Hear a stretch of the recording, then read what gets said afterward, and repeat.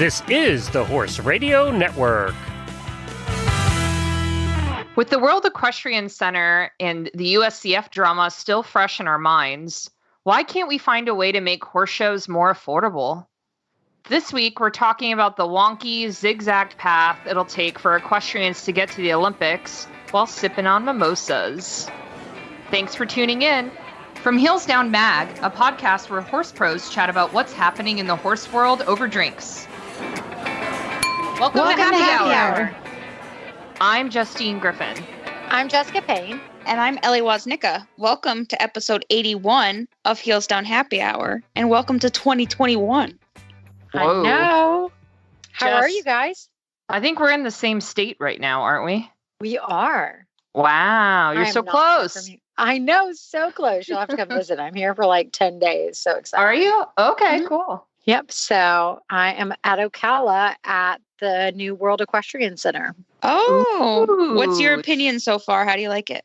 It's awesome. Everything is far. Like, it is far from everything, but it's beautiful. It is truly beautiful. And they have thought of almost everything. I know. You'll have to give us a tour while you're there. Maybe shoot some video, show us like your favorite spots. I will. I'll do some video for you guys and give you like backstage kind of vaccine access. That'd be fun. So are you guys doing the jumpers while you're there? Is that the plan?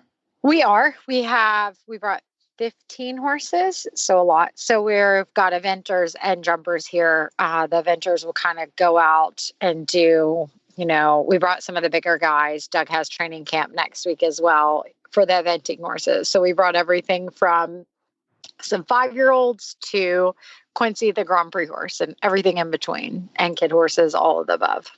Interesting. So it'll be fun. Definitely. Well, this episode is brought to you by Eco Gold. As you already know, if you're a loyal listener to our show, we love Eco Gold. And lately, I've been loving my Flip half pad mat. We reviewed it on the show last year, but I just used it at a horse show this weekend and got so many compliments on it. My Flip half pad mat is the Havana color, and it just looks so nice with my saddle. It has a nice, sleek matte finish. But my favorite part about the Flip half pad mat is that it's actually vegan. It's manufactured ethically, which is a really important standard of EcoGold's. But it comes with all of the classic EcoGold perks that we know and love. So 1, it's a flip pad, so it's 2 pads in one. 2, it's shimmable, so it's perfect. It's a perfect fit every time, every ride, every horse. And it has EcoGold's classic superior support system with high density foam. So if you're interested in getting your own Flip half pad mat, go to ecogold.ca. All right, Ellie, I hear you have a great drink for us to kick off the new year. Yeah, so I don't know if you guys saw it, but I posted this in the Heels Down Happy Hour group on Facebook because I was so excited about it. Raspberry mimosas. So really quick, did you actually try this yet? I made the Ellie version. So it looks like sludge. No, yes. Ellie basically made what was in her house and calls it a raspberry mimosa. Yep, pretty much. Perfect. Okay.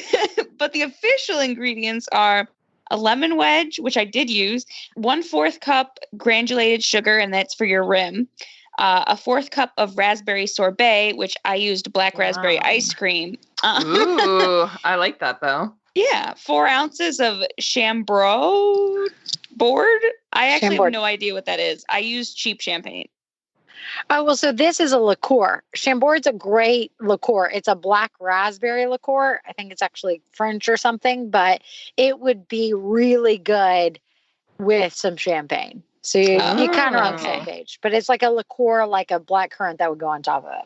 Okay, yeah. So I just did double the champagne because I did champagne for that. And then I did a bottle of sparkling Moscato, but I did cheap champagne. So it was a lot of champagne and black raspberry ice cream. But it still sounds really good. It really does. So then you get some, fresh raspberries for garnish. But basically, it's just a mix of everything. And you get to rim the glasses with the lemon wedge and dip them in sugar. So if you want to feel like all fancy, then you just put the scoop of the sorbet in each glass and then top it with the Chambord, right? Okay, Chambord, and the sparkling Moscato, and a few fresh raspberries. Yum. You're Or getting just- better every time you say Chambord. I think Or so. you could just stick everything in the blender like I did and hope for the best. and mix it all up and you're good to go. So, you guys, I have some pretty interesting news this week. So, for this year, 2021, the USCA has come out with a new scoring leaderboard system. And I find this quite interesting. There were a couple different articles about it, but basically, the United States Eventing Association has now decided to tabulate their point system for the year-end award leaderboards differently. And it's pretty interesting. Packy McGowan, who was a dear friend, passed away like a year ago or so. He was all for changing the system because he wanted to push, and a lot of people have wanted to push, that basically they want it to be more of a quality, not quantity type leaderboard. So it doesn't matter like running 1,000 different horses or running your one horse 1,000 different places isn't what we're promoting. It's promoting the quality. So picking your system, picking your schedule, and picking those better events that are suited for you, and then trying to really go win those. And so for point system, not just being a point chaser and going to run every other event, basically. So I find a couple of the key points that were really important was that one, your score, your final score, doesn't matter what place you're in. It has to be an MER. And it's different for national levels or FEI levels. But basically, you have to have a dressage score that's under a 50 for national, 45 for FEI. And then you have to have no jumping penalties and under a certain amount of allotted cross country time. And then you can't have more than 4 rails show jumping. And so it basically means like you have to have like earned your place in the sense of like you have to still have gone clean cross country in a lot of time. You have to put in a good dressage test, but it's not about the final score now. And in that as well, they're only taking like the points will only count if you're in the top 25% of your class. So if you go to like Carolina or the Fork or these big shows that have like massive amounts of entries, you still get counted if you're in the top 25%. But if you go to some smaller shows or wherever else and there's only 3 people in it, then third place doesn't get the same amount of points as somebody like at Carolina. And they're also doing even beyond that, that FEI events and USCA classics will actually count for more points as well. So they're really kind of stacking the leaderboard to say, look, it's not just given to anybody. You kind of have to do it. And we'll have to share the link and stuff like this. The USCA did a really good like breakdown. And it was pretty interesting to myself that like, it was interesting who would have been, they did the overall leader of the leaderboard for 2019. And it was somewhat the same, but there were some that dropped off and some that were added to the overall leaderboards of like Boyd and Phillip and all of those people. Some dropped off the list and some were actually added with this new point system. So you guys will have to check it out because I find it really interesting. I'm a numbers person and all this, that I'm kind of looking forward to like what the new leaderboards are going to look like. I think this is really interesting and also a great update. Like you said, it's rewarding the riders who compete in bigger divisions, bigger classes. I mean, it all makes sense to me, right? Yeah. And then another added point is that they're also doing only the 6 events. So horse and rider combination, if you do 20 events in the year, only your top 6 are going to count. And so I find that important. So like you're not, it's back to the quality over quantity. So I'm really, really excited about it. Definitely. Interesting. What do you got, Ellie? Yeah, so I just have some fun, hopeful news for 2021. Actually, Tryon, the equestrian center down there in North Carolina, is acting right now as a COVID-19 vaccination site. So they've done over like 1,200 vaccines to date. So it's just really great that they're out there doing what they can to help us kind of move past and get back to normal. So I'm excited for that. I have not gotten the vaccine yet because of my MS. They're like waiting to see if like my medications will make it like bad for me or something like that. But I'm definitely excited, and all of my friends have gotten it. So I'm hoping that I can get it soon and that we can all get back to horse showing, to be I'm honest. super excited that I did not know. We go to Tryon all the time. I actually did not know they doubled as a COVID vaccine place, so distribution center. So I'm super excited for that. So that's awesome because we awesome. actually did get our vaccine. Okay.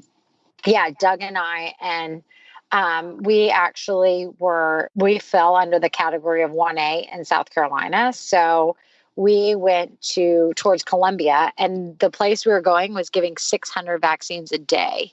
I mean, Wow. they're pumping it out. So I'm really excited, for everybody to be getting it and kind of, like you said, get back to normal. And so with us just traveling all the time and with the kids, we found once we were eligible for the 1A to be super excited that we were able to get on the list and get one. Yeah, that's great. I mean, I've been to Tryon too, and it just seems like a really nice, central, easy to get to, right off the main highway place for everybody who lives in that part of North Carolina. So, so it definitely makes sense to me that it would become a distribution site. So, Justine, I'm really excited about your news. So tell me specifics. All right. It's a good science story. So, buckle up. It's a good one.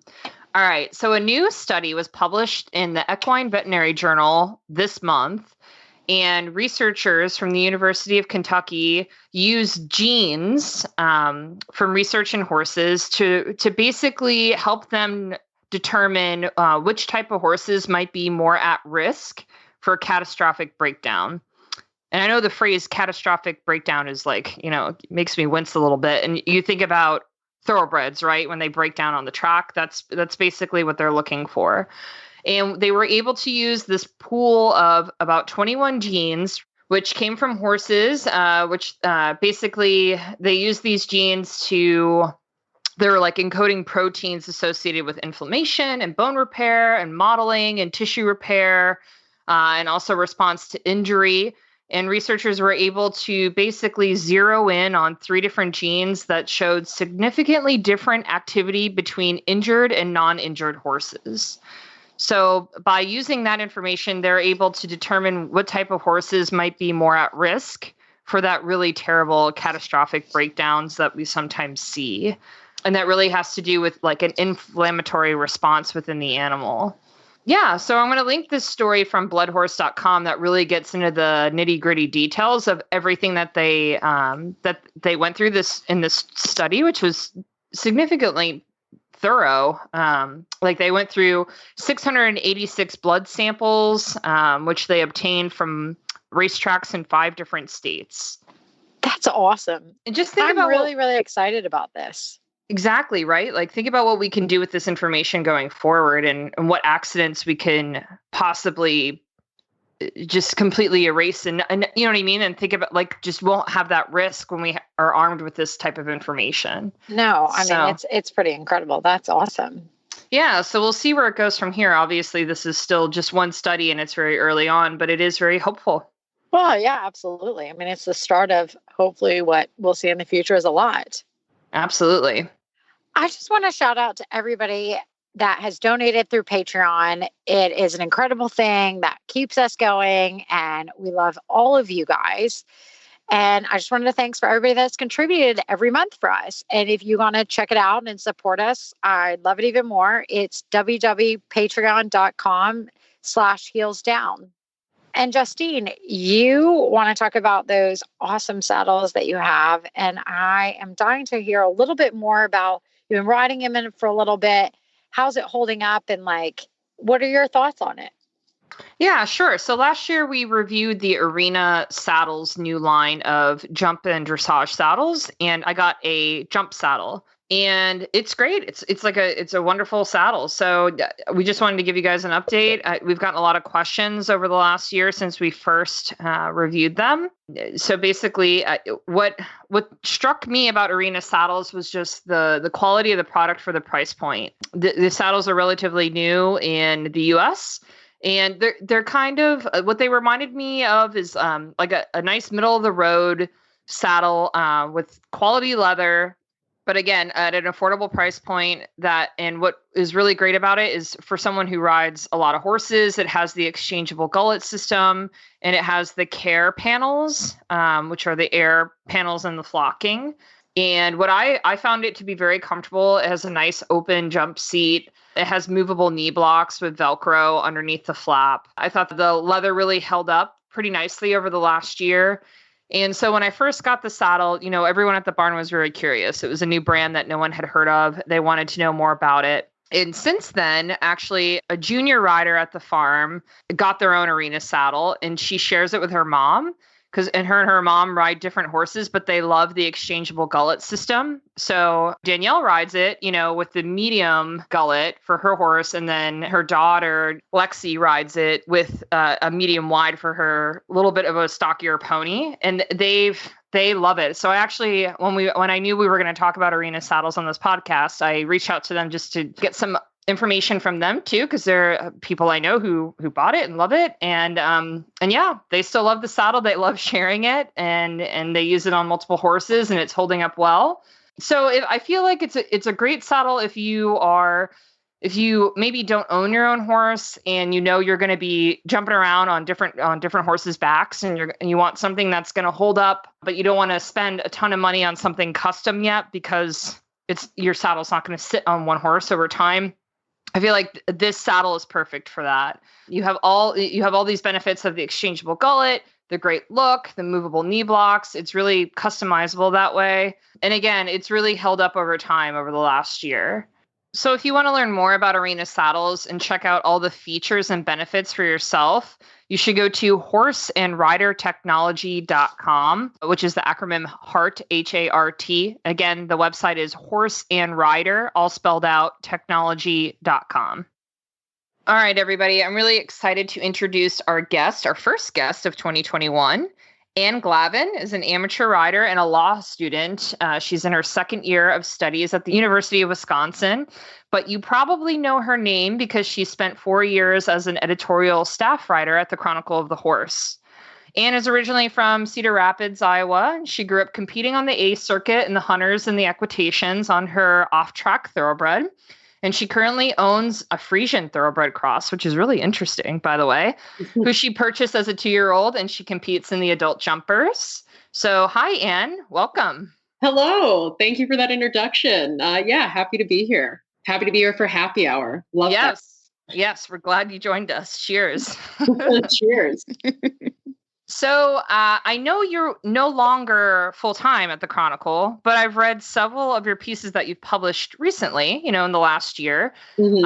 And it feels like it's just been a wild year, obviously in general, but also for horse sports. Yeah, it's funny that we coincided with a wild year that was wild in so many other ways. Like we couldn't leave it alone. Seriously.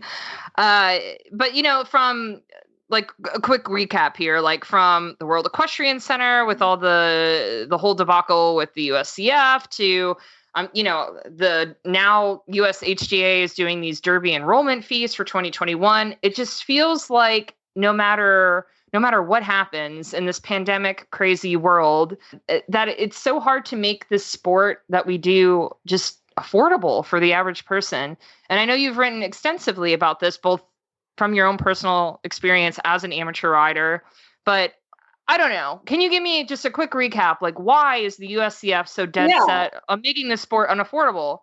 Well, and I would say, the examples you gave, like with the USHJ and Derby enrollment fees, it's just another testament to USEF not getting it, right? And sports governance not getting the bigger picture. They are not understanding what had people so riled up and so upset over WEC and USCF. That's what struck me about seeing those Derby enrollment fees. I thought, wow, they really aren't catching on like I thought they would. A lot of people were like, oh, is this the breaking point? I don't know, because it doesn't seem like they're taking any of it to heart, to be quite frank. Like the Derby enrollment fees are another great example of them not getting it. I thought it was quite funny after the WEC debacle blew up that the next kind of thing to hit the news was the amateur rule. And changes to the amateur rule, which you'll notice they dropped right away after people got quite upset about it. But I thought, wow, so you listened to everyone talk about WEC and how upset they were and thought, now's the time to really blow up the amateur rule. That's what people are clamoring for. No, you did not read the room, USEF or USHJ. To clarify, the amateur rule we're talking about, that's the social media ambassador stuff, right? Like whether or not yeah. Which they very wisely dropped when people were like, how in God's green earth are you going to moderate this? And how are you going to... It was just silly, right? And I thought it was silly on both them for dredging it up. And I had a couple of people reach out and they're like, don't you think it's unfair if amateurs are making money off of, a Facebook post for their boots or their helmet? And I thought, no, I don't think I don't know that them making a few $100 off of posting their sponsored content for Parlanti is going to make the difference between me winning the, jumper class and them winning the jumper class. And it strikes me as even funnier when you think about the amateurs in our sport. Nothing against them, but they're extremely wealthy people. So, that's it. Like, they're amateurs because they can afford to not have to be a professional. So it's they're that. And so if they are an influencer and everything else that this world's come to, like, absolutely. And I mean, I've never seen so many of our owners, like, personally been like, yeah, no problem. We'll go. So we're here, and a little bit of backstory. My husband and I are here with a bunch of horses at WEC because they're like, go for it. They all were so kind of mad because the USCF wasn't listening. And not that they can't listen, but it was a little bit that they're like, look, we want to go to WEC. We have a couple clients that will not go to a couple different places. So they're like, no, we want to go to WEC. We want to see what it's about. And we're very thankful that the FEI stepped up and allowed us to be able to do it, because the USCF obviously didn't care at the time to listen to what we wanted. Yeah. And I think it's back to that. Like, I don't think it's a bad thing for the USCF to have a little bit of competition in the NSBA. And I think it's really good for them to kind of be on their toes and not just be this monopoly that they can go and do whatever they want, that they're like, no, you kind of have to rein it back and do what everybody really wants. And so I guess that's like my little question to you is that kind of what everybody else is feeling in your mind? Like, do you think that it is bad for the USCF to have some competition between the NSBA or other organizations? I think that is what I hope people take from the WEC and everything that what happened in WEC Ocala. Because I got a lot of people saying, you think WEC Ocala is affordable? It's still not affordable to pay whatever, $500, $750, just under $1,000 to show for a weekend. And I completely agree, it's not. But it's the beginning of USEF recognizing that they are not the end all be all in sports governance. And I think it's funny that it took, and I put myself in the same boat, it took WEC to kind of show us as an industry, or remind us as an industry, that this sport does not begin and end in USEF. And I'm I've become a bit of a sports governance nerd through all of this. And I just got curious and started thinking, we can't possibly be the only sport having these issues. So I started calling other sports governing bodies. I called U.S. fencing, U.S. archery, U.S. basketball. U.S. basketball was a particularly interesting conversation. And obviously, people would say you can't compare basketball and horses. That's apples and oranges. But I would argue you don't need to compare them so much in that regard, so much as to look at other governing bodies and see how they operate and realize that there's a different way for USEF to operate. I think they've done a very good job of convincing us that our sport is just going to fall apart without them, that they have set it up to run, and without them, the sport doesn't exist. And for example, when I was talking to U.S. basketball and I was, kind of relaying to them the drama going on in our world, and I said, what's your take on this? They said, as a national governing body, we at U.S. basketball see our role as going out to people who are already participating in the sport. The sport already exists outside of U.S. basketball. They approach those people, those tournaments, those organizations, and they say, what can we do to help you? What value do you see in us coming in as U.S. basketball and joining forces with you and helping you to continue promoting the sport? Whereas USEF more acts like they are handing down the sport to us from on high, and that we serve at their leisure and we compete in our sport at their leisure. And I think WEC did a very good job of reminding us, hey, there's nothing stopping us from getting together and getting our horses together and holding a competition outside of USEF. So hats off to WEC for reminding us that is how the sport can operate.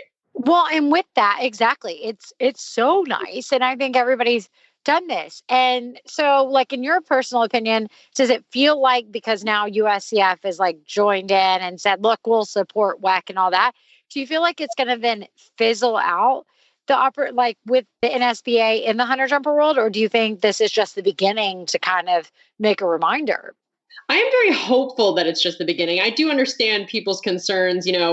USEF kind of, they slightly read the room and they thought, okay, we've all seen WEC. Oh my God, the pictures people have been posting. Well, and you're there right now. The pictures people have been posting from that facility are just unbelievable. They read the room and realized that they needed to be in on that, right? But I will be very interested. I don't know if you read the statement WEC put out. I think maybe WEC and USEF put it out together, actually. But it was very carefully worded and said, we have reached an agreement for the season, and we will revisit this negotiation going forward. And I'm hoping it's opening it up, that like the summer series and stuff like that, because I don't know if every one of the listeners, all of the barns are air conditioning or they're all climate controlled. They have arenas that are climate controlled. Like you could see a lot of big events happening in Ocala in the middle of summer, where why would you ever come be a big show in the middle of summer? Because it's too hot. But now that's not the case. You might see some small Grand Prix. We don't know what we'll see here. And I'm very excited that now that the NSBA has actually been recognized by the FEI, I'm very hopeful like you that it's not going to be a one-off thing.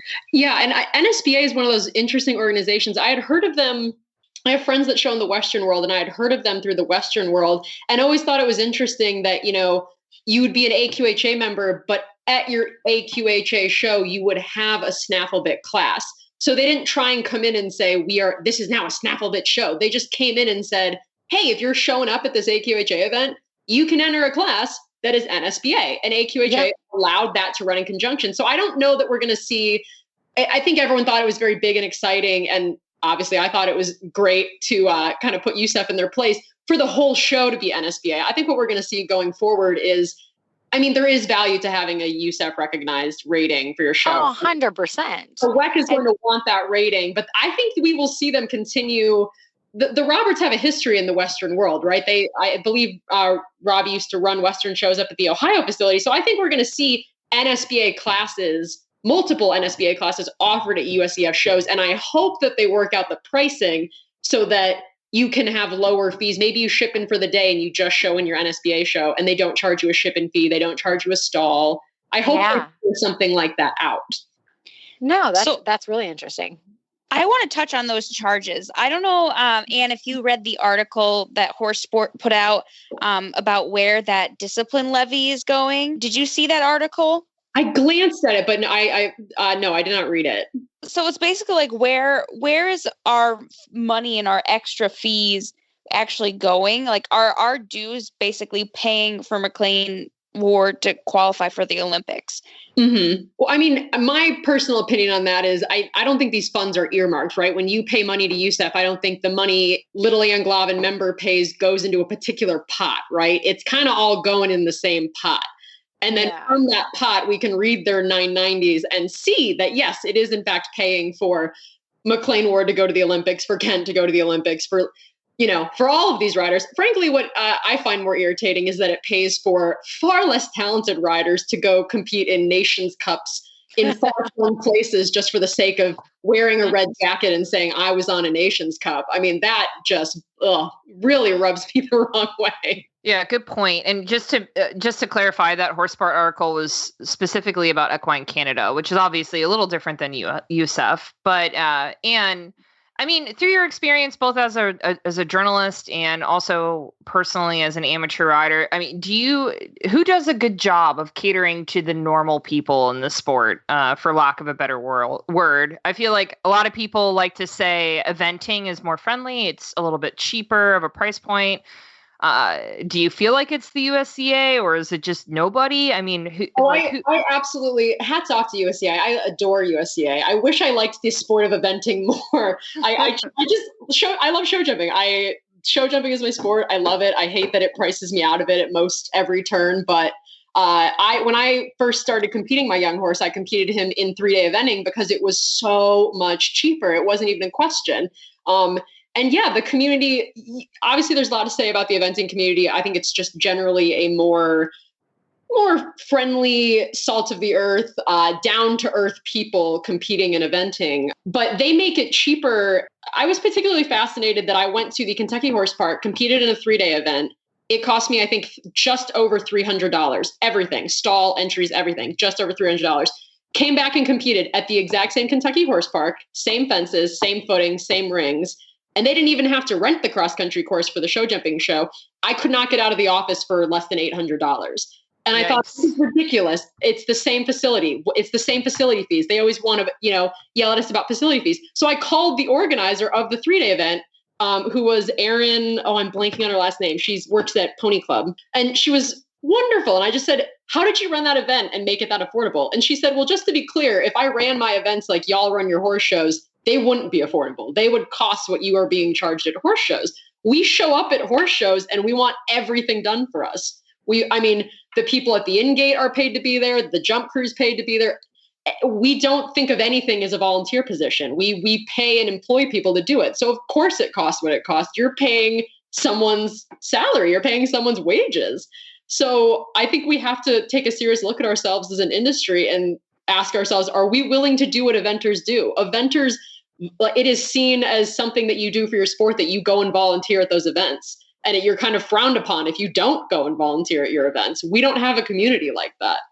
So we can sit here and complain all we want about why are our shows so expensive. At some point, we have to look in the mirror and say, why is our community so complacent and not stepping up and doing something to make our sport more affordable? Good point. So in this year and beyond, what do you think is coming next? Do you see more amateurs, I don't want to say settling, but feeling like they're okay with doing local schooling shows? We had Aaron Gilmore on the show last year who talked a lot about this, about the power of schooling shows, and sort of their rise, and now is the time. Do you feel like there is a movement behind amateurs for that? Or I personally don't see USEF coming around, but what do you think comes next? Well, so the schooling show conversation is interesting. Also, Aaron Gilmore rocks. I love Aaron. Shout out to Aaron. But the schooling show thing is interesting. I think it's fascinating to me that USEF doesn't understand what the average amateur wants out of a show. And I'm being slightly facetious, but not that facetious when I say we want to go jump on good footing and get like a good picture out of it for Facebook and then like have a drink with our friends. That's the truest thing I've ever That is heard it. That in is my it. entire life. If I can do that for $50 without USEF, I don't care if USEF is, I'm sorry, I will never have the money to chase Horse of the Year points. And frankly, even if I did, I wouldn't care.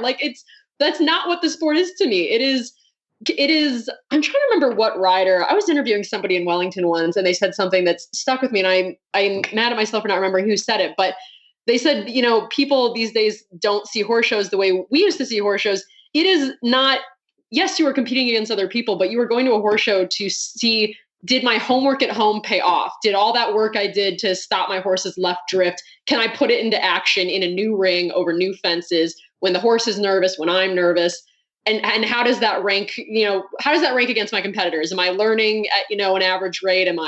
It was just to see how you're doing. And that's how I think of horse shows. I never went in the ring with my young horse and thought, oh, I want to win this class. I thought it'd be really cool if I put in a clear round and then went and sat in the stands with my friends and had a beer. So I very much see a market for quality, and I wouldn't even call them schooling shows, just quality opportunities to take your horse out and jump it on good footing, good fences. And, if they want to have a judge and have ribbons, that'd be fine. That'd be fine too. You know what I mean? I definitely see, I hope the industry sees the enormous market for shows like that. My example I always go back to are the shows that Sean Wardley ran in Lexington over the summer. You couldn't even really call them shows. He set up a beautiful course on beautiful footing at his farm. I think you paid $30. You went in the ring. You jumped around with timers and with like a time allowed and a jump off and everything.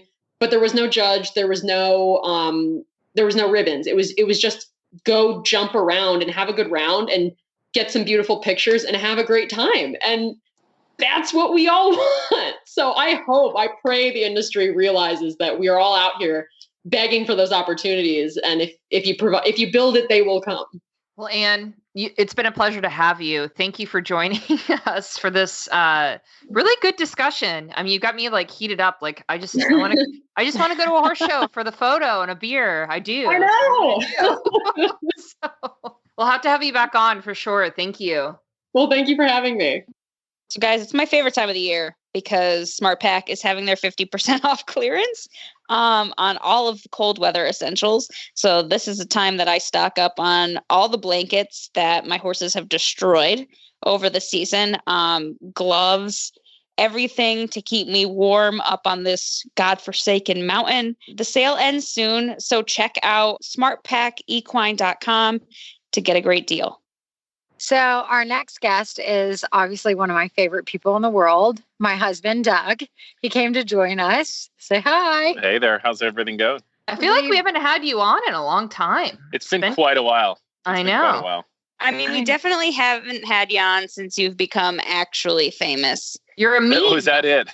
You're a meme now. Oh, the meme. You with the are burn. a meme now. Yeah, you are jumping You know over you've made Bernie it when Sanders you're in jumping mittens. over the burn. I'll tell you Yeah.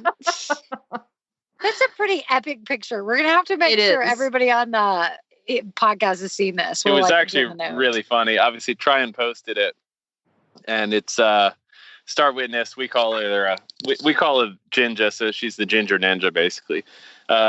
Complicated because her papers actually say she's dark brown, but she's definitely a chestnut. Anyway, so this I got a Insta direct message, and this girl just sent me this picture of the horse jumping the ditch and brush. And I said, I was with Jess, and I'm like, look, this girl's like 3 months late to the party here. I mean, it's a great picture, no doubt. And then sure enough, looked a bit closer, and the burn sitting underneath, watching the view of her stomach going over. With his mittens. Yeah, exactly. He was just a casual jump judge. Yeah, In the water, a little bit awkward. They should have given him a rowboat or something. I think that would have been even better still. But Oh, the rowboat. You know, that's a good idea. All right. Somebody who's good at Photoshop better make a rowboat. Oh my gosh. So, well, we invited you on to ask you like some serious questions. Oh, I'm ready. So, I'm ready. So Maybe All right, not a good idea. No, well, first off, tell me this. What was the drink of the day? Mimosas. That's a morning drink. This is afternoon, isn't it? Ellie makes mimosas all day Listen, long. it doesn't. Yeah, it doesn't matter anytime is a what time That's for really strange. champagne and ice cream. That's what she made her mimosa like. Excellent. We'll make you one, Doug. The next time I'm we ready see for it. I'm ready. Okay. I will never turn down any sort of alcohol. All right. So it's 2021. You're in Ocala. We're thinking about the Olympics. It's already been postponed for 1 year. Well, wait, hold on. Let me stop you. So we're based in Aiken, right? We're visiting Ocala. No, they Yes, know. right. I know, Yeah. but I want to let's get super clear here. You'll never claim Ocala. Yeah, we're not claiming Ocala for the entirety. And technically, you're not going to be based in Aiken that much longer. No, we still will. We're gonna. I think there's actually no better place to develop horses than Aiken for the winter For the season. winter. So we'll be there more or less first quarter of every year. Okay. All right. That's good to know. But anyways, back to the Olympics. Okay, I'm ready. So back to the Olympics. It's been postponed. It could very likely be postponed again. Horse Sport published an interesting article about, could Kentucky not run this year? It sounds like it's up in the air. It's not that far away from now. I feel like that would be a big problem if we don't have a 5-star run. A big problem is an understatement. I think Kentucky has clearly been the leading competitions forever now, and is the pinnacle of our sport in our country. And if we were to lose that, I would think that's an epic failure on many, many, many, many ways. And from my best understanding, I think there's certainly some very positive things happening. So my expectation would be that Kentucky would run. I'm personally a little less optimistic about Tokyo, but certainly we are planning as if it were to run, and we're lucky enough to have 3 horses qualified. So if it does, we are going to do our best to make sure that we are in the mix. Part of it. So how are you planning your year then? How are you planning your competition year for 2021, knowing that so much is up in the air? Yeah. In the end, it doesn't change anything about the spring season because it's unchanged. All of the horses, I would tend to look at it more as, what is best for their development and how to utilize their talents and try and refine everything going forward. And the spring season would be the same if Tokyo runs or if it doesn't run. So we're operating sort of as business as usual. And if it runs, then hopefully we've done well enough to secure a slot.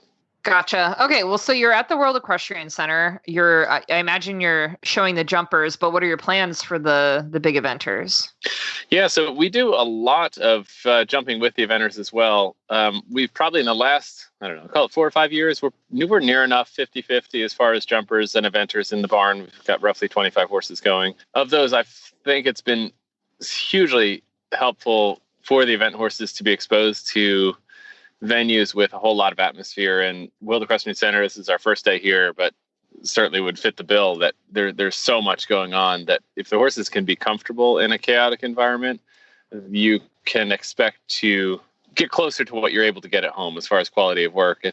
If they go to places even early in their career, which we often did in the past, go to smaller events, smaller venues, I don't think there's as much gain than, they go into a larger venue like this where they can get super comfortable with a lot going on.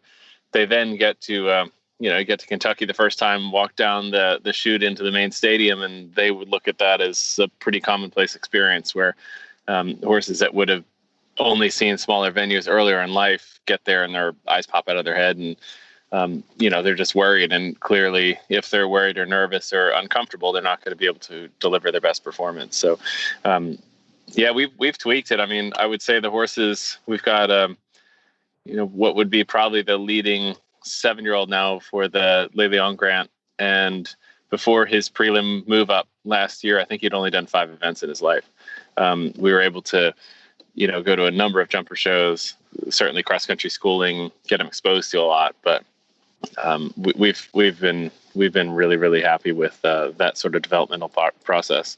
And so with that in mind, we've got, I think, 14 stalls here this week, something like that. And we've got certainly the event horses, the big guys came along. There's a USEF training camp running next Monday through Wednesday. So we've got Van Diver, Quantum Leap, Star Witness, all of which the sort of our 4-star and up event horses here jumping. But then we've got a couple of the up and coming younger guys and then as well as the jumpers along with. And then we were lucky enough to have our top show jumper Quintessence here, and he's going to do the welcome in the Grand Prix. Oh, that's exciting. I want to know what your favorite show or like what you're really looking forward to this year, aside from Olympics or anything like that. Like, what are you excited to take any of your horses to, whether for a learning experience or, just to have fun? That's a great question. I think it's like picking who's your favorite kid, I guess, right? We've got a couple really venues and places that we go that we absolutely love. Each one offers a bit different experience and different benefits for the horses. We start our season off at Pine Top, and they've got a great flowing cross-country course designed by Derek DeGrazio, which is a really nice introduction because obviously he's also the designer at Kentucky. Then we head to the Carolina International, which is at the Carolina Horse Park. Full disclosure, I'm on the board for that competition, but I think they do a wonderful job and huge atmosphere and great courses. And then we finish up at the Fork, which is held at Tryon, and Tryon is sort of our second home near enough at this point. So those 3 would be our top eventing venues for the spring season. So Doug and I'm going to have to do a spoiler alert. We were riding a couple of the horses the other day. So looking forward on the Olympics and stuff, why don't you tell them?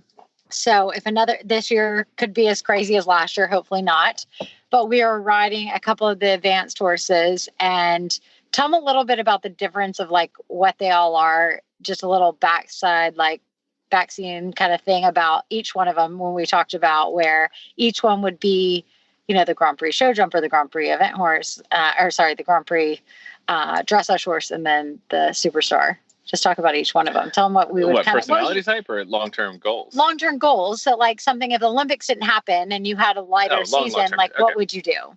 So long-term goals. So Van Diver is we always joke, he's our old man. He's 17 this year.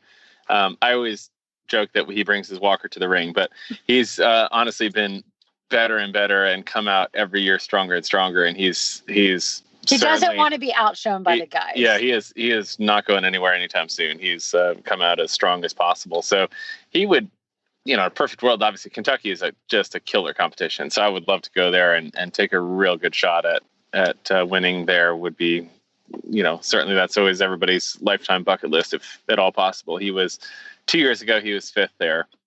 And so I'd love to look to improve on that. The other guy's younger one. So Quantum Leap we bought as a weanling, and he was bred by Dee Callahan, who's on the Eastern Shore of Maryland. Susan Drillock owns him with us, and we've had him forever and ever. So he's a super chill, easygoing type on the ground. When you're riding, you would put your grandmother on him. You trust him with anything. Like, he's super agile, quick-footed, on cross country, does everything in a snaffle. Like, you barely have to touch him. He's pretty awesome in that regard. He's a little bit of a tweaker though. Like, every once in a while, like, something would pop out of the bush and he'd totally do like Bambi on ice situation. Like, all the legs go everywhere. He long term, he's absolutely a 5-star horse all day long. I would love to go to Burley at some point with him. I think he was lucky enough to get the grant to go to Le Lion, the 7-year-old world championships. And that's quite a long course, probably the hardest 3-star I've ever seen. And the last sort of minute and a half that you sort of drop down onto this track, and most of the horses were totally dragging at that point. And we hopped over the jump prior, get onto the flat, and I just softened, and he totally bolted. I'm like, wow, this is pretty incredible. And he's probably just about 80% thoroughbred, so that certainly came through. The same experience happened here at Tryon. We came over the last sort of bridge and turn in a 10-minute track, and he just absolutely took off. So he's going to be an absolute beast at a 5-star, but he's got the scope and breeding on the stallion side. I wouldn't be shocked at all if he does some small Grand Prix jumping at some point in the future. And then we've got Star Witness. She would be like the total, how do you even describe her? She's something. She knows she is completely owns everything. She would be like the prom queen, but also like nobody's going to give her any crap for sure.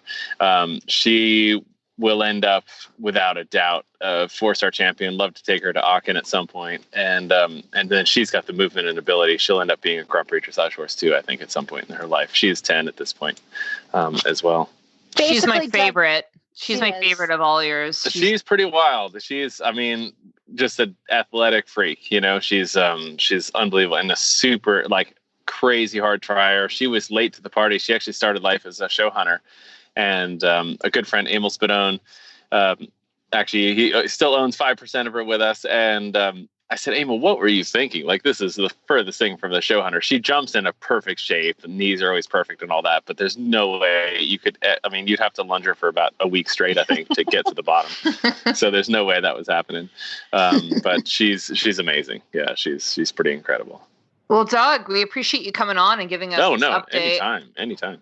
And we'll be keeping up with you and seeing how your schedule shapes out and kind of what happens and what shows actually run. Fingers crossed for Kentucky. I think we're hopefully turning the corner here. So let's certainly everybody keep your fingers crossed. Definitely. Yeah. I feel like we're definitely in a better place than we were last year. So I think we'll all keep moving forward, hopefully. But Doug, we'll have you on again for sure. All right. Yeah. I'm looking forward to it. You'll have to bring a drink if you're not going to drink mimosas with us, okay? Yeah, I will. Rowan Creek, it's called. Rowan Creek. Okay, all right. Rowan Creek on the rocks. All right. Well, actually, we'll torture you a little bit more. Awesome. We'll make you stay for Rose and Thorn. Do you want to go first? Yeah, love that. All right, what you got? You can go first. Again, this is the most estrogen-filled segment you guys have, I think. If only you had a mimosa in your hand. I know, right? I'd fit right in. So the Rose, let's see.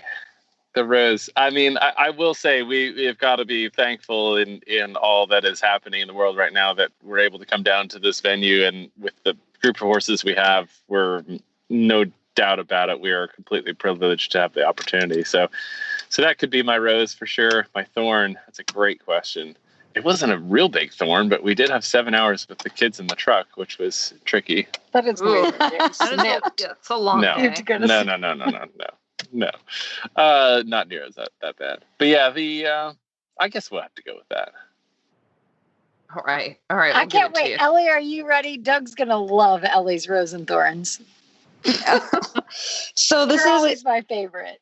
This is also really funny because, like, I'm a little embarrassed now because Doug's going to be on here. Not that the entire world couldn't listen to it. So I guess I'm going to start with my thorn because it really sucks. So my old barn cat has got some heart problems going on. So, I mean, not that he's very useful. Like, I mean, he's terrible. He doesn't even catch any mice or anything, but he's just kind of fun to have around. He's kind of goofy. So it sucks because, like, he's getting old, but we're going to figure it out. I'm not worried yet, but so that's my thorn. And I guess this should be a thorn, but it's my rose because I'm still like I'm kind of oddly proud of it, which I definitely shouldn't be. Oh, Jesus Christ. And Matt's going to be so grossed out. God bless him. So basically, I have this situation where my legs are unruly. So it started with where are we going with this? Yeah, what does that mean? So it started with so scared. It started with Stop Shaving September. And then I've never heard of such a thing. Yeah. It is a thing when you live in Pennsylvania. Okay. Ask anybody. Don't really, because it's not. But so then it went on to, screw it, September. And then no shave November. You do know it's January, almost February. And then it was like, don't care, December. And then January was like, just don't really care, don't have the time. So my legs are horrendous. Like they are treacherous. Matt said, he was like, oh my God, they look like man's legs. And I was like, men don't have as nice ankles as I do. I was like, kind of like, I got good legs. And then to make it worse, Matt goes, you're going to need a professional to help you with that. You know what? This makes me love Matt so much more. So much more. I mean, God bless him for dealing with everything that is me. But I just thought, I'm kind of proud, like to have such hairy legs that my boyfriend thinks I need professional help to weed whack them down. Oh my God. So it's super soft. Yeah, for about 45 cents, I think there's a solution for that. I don't understand. Oh, you mean a razor? Yeah, you haven't seen one of those since like August? You forgot what they looked like? No, there's one. I mean, I keep my armpits in check. Like we've had this conversation before. Like it's just the leg. You know what? It's to the point where if I walk through the house, I feel a breeze. It feels like I'm swimming. Wow. Yeah. I mean, I will take a picture. I'm going to send you guys a picture because you're going to be like, what the heck? I don't even know what to say. For the first time, you have Justine and I both speechless. My mom was kind of ashamed. She was like, why am I here? Yeah. I mean, in case you guys didn't think that I'm unruly. Oh man. So sorry, Doug, that you had to hear about that. But that's my rose. Well, hopefully there's an end in sight. I don't know. It's gonna take it's gonna take probably more like $250 of paying for razors to get through. Like it's like bushwhacking at this point. I would just take Matt's advice and go get a professional. Yeah. Ellie, you need professional help. Professional help. So I know that's going to be really hard to top, Justine. Maybe you can negotiate a great deal to get your horse clipped and your legs. Yeah. You know what? I did think about Bundle that. fees. I was like, could I use my Andes or my walls to clip my legs? So anyway, I'll stay tuned. That might work. If I do that, I mean, I'm going to send a letter to the company and just say, you are missing a whole market. Yeah. Missing a whole market. Oh my god. Yeah, I'm definitely not going to top that. So No one can top that. All right, Jess, why don't you go? Okay.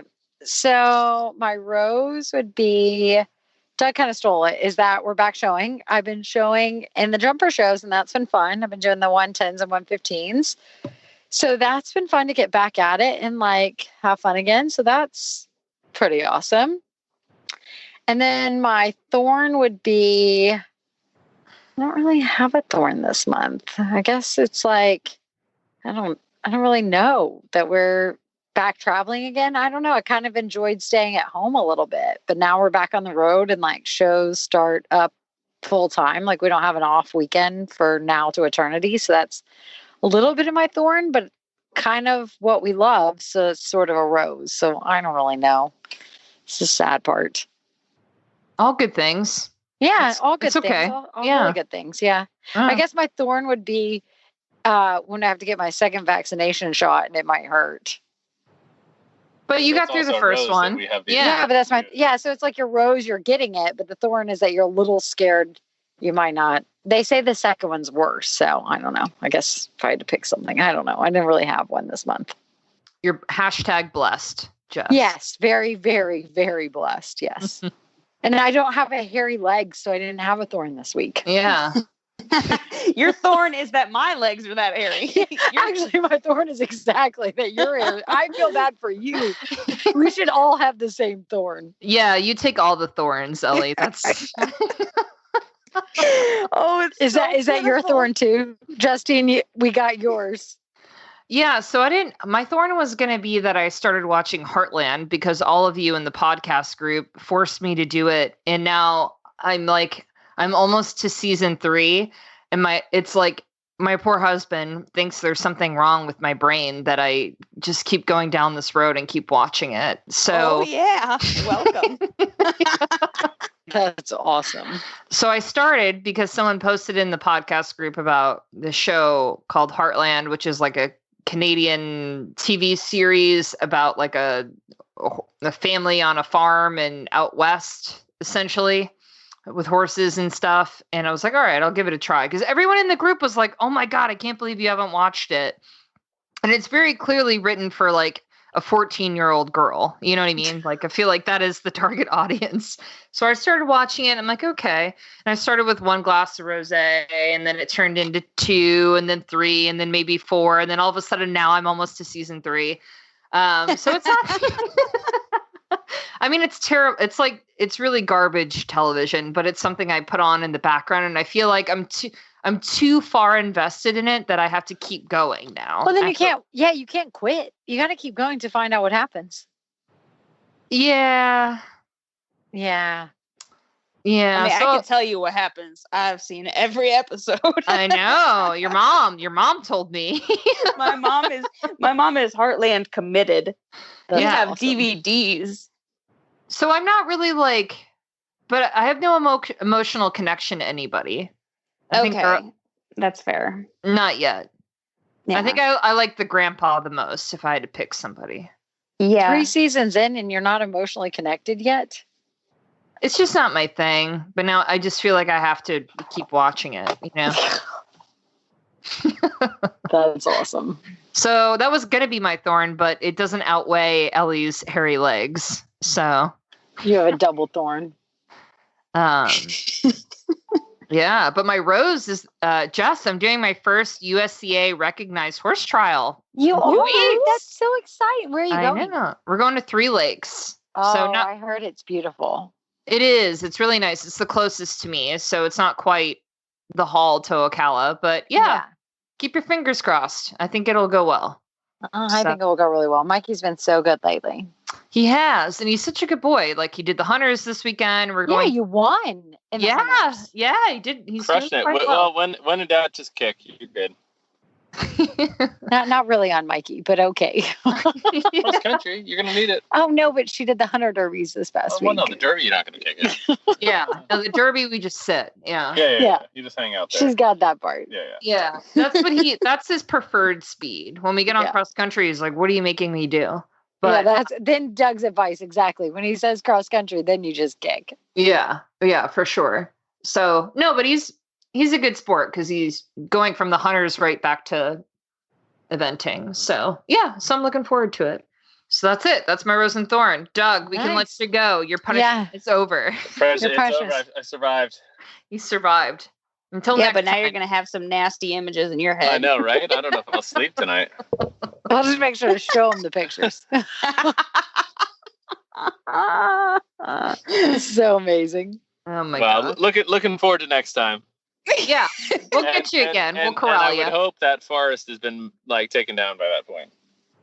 Yeah, no, it'll have to. It's starting to come through my pants.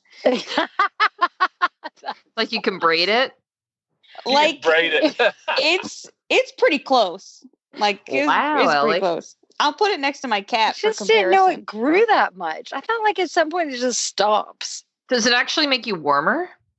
Okay, so I thought it would, and I don't think it doesn't. Like I don't know. I don't get cold very easily. Like my feet get cold, but like my body, my appendages don't really get cold.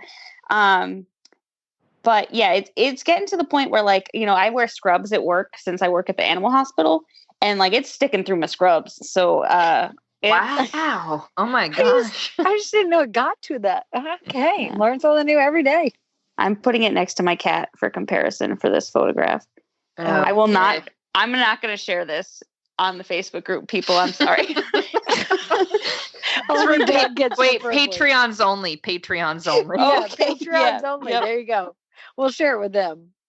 All right. So we got an interesting email from Allie, who I'm going to read it to you guys, and I'm hoping both Jess and Ellie, you can shed some advice for her. So Allie is a barn manager at a fairly nice hunter jumper facility, and she lives on property where she also has a stall for her horse there.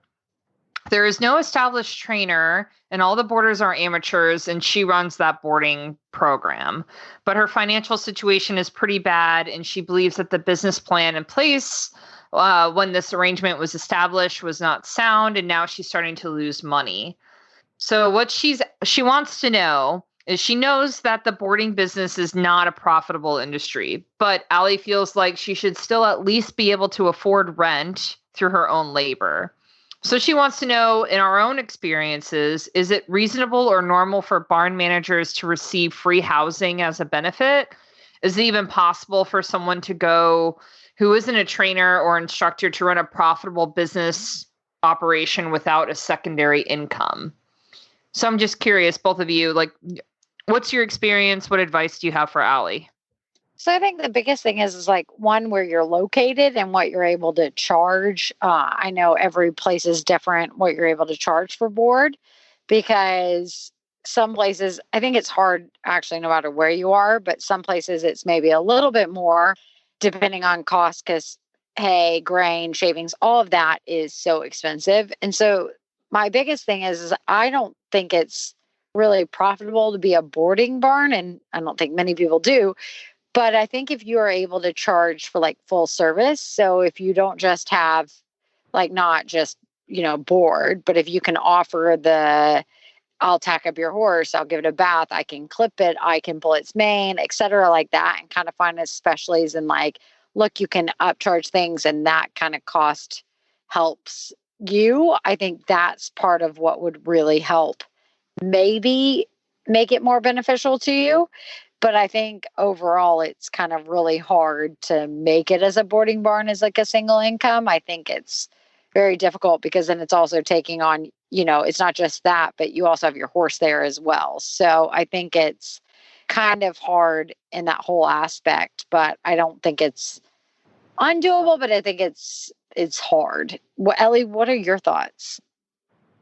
So, I mean, to get like technical, I feel like I would have to know like more about the situation. Like, Yeah. I don't know if like, is Allie getting all of the money from the board situation, or like, does the owner of the property get some kind of thing? Because I think it depends on, you know, what you're getting in terms of like, you know, who's paying for the maintenance for the property. Because that's, I think, where at least where a lot of Matt and I spend a lot of money. You know, we have to pay to keep the, you know, water on and the electricity and, you know, When in things the summer, break. right, which is all the time because he lives with me. So, that's where we spend a lot of money.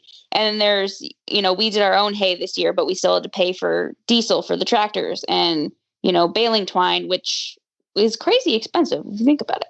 So I guess that's kind of the situation. I mean, I don't do boarding for that reason. Like I have one pasture boarded Appaloosa right now.